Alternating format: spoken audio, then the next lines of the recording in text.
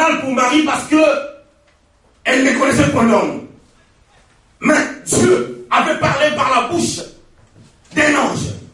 Vous savez, les anges ne viennent plus pour nous parler parce que le Saint-Esprit est venu sur nous afin d'accomplir toute œuvre qui est parfaite.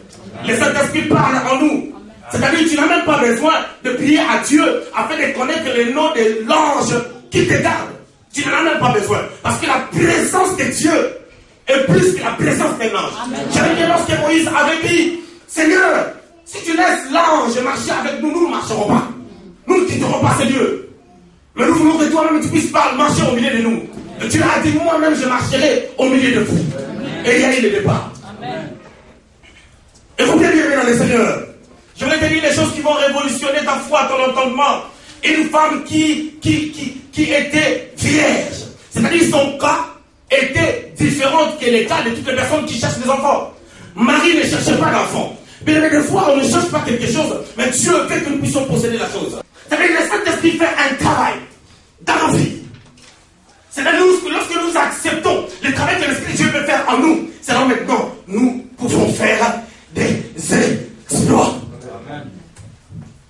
Écoutez, nous revenons à Marie. La Bible déclare que Marie, écoutez le langage de Marie.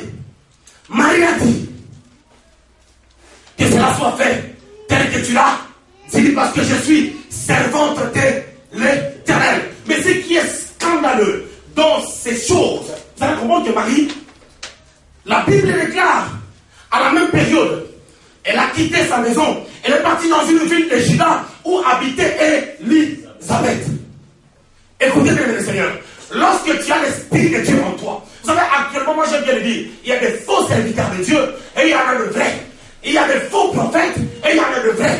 Lorsqu'il y a un faux, c'est qu'il y a un vrai. Lorsqu'il y a un vrai, quelque part il y aura un faux. Mais lorsque l'Esprit de Dieu est réellement en toi, cela va se sentir. Parce que la Bible déclare, l'Esprit rend témoignage à notre esprit que nous sommes des dieux. Il n'y a rien de nous des impressions inutiles. Mais nous devons avoir le Saint-Esprit pour que le Saint-Esprit nous affirme par la puissance de la parole que celui-là est de Dieu. Vous savez, moi je te dis, je ne crois pas à n'importe qui. Et dans mon église, je n'invite pas n'importe qui. C'est comme ça. Et je crois difficilement au prophète. Très difficilement au prophète. Moi je crois à un ministère prophétique pour que ça s'associe à la parole. Ça c'est une parenthèse, lorsque tu feras le montage, tu vas l'enlever. Il y a un frère qui m'a dit d'écrire plus ça, mais je le dis quand même. Écoutez le Seigneur. Lorsque l'Esprit de Dieu vient en toi,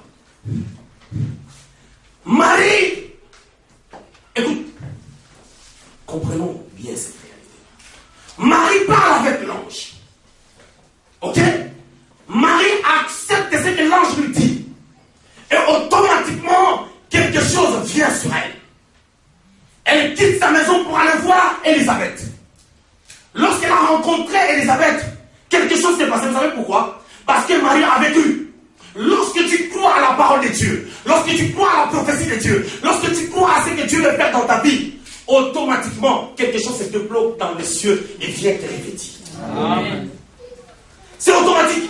Parce que Élisabeth l'a ressenti. Parce que l'enfant qui était dans son ventre et dans son sein, nous parlons de Jean-Baptiste, avait tressailli. Juste parce qu'il y avait une puissance qui était sortie de Marie pour l'affecter. Et cette puissance, non seulement a amené l'enfant à tressaillir, mais cette puissance a amené Élisabeth à prophétiser. Je ne sais pas si Élisabeth était prophétesse. Je ne sais pas si Élisabeth avait le don de prophétiser. Mais l'onction qui était sur Marie, l'Esprit de Dieu qui était sur Marie, l'a affecté. Bien aimé, celui qui reçoit un prophète en qualité de prophète, reçoit la part qui accompagne un prophète.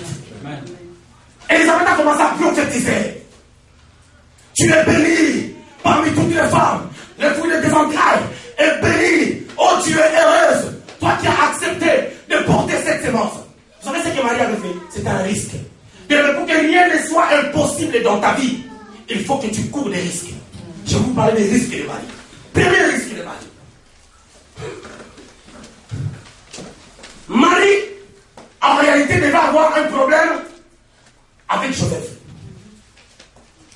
Parce que lorsque Gabriel était venu le visiter,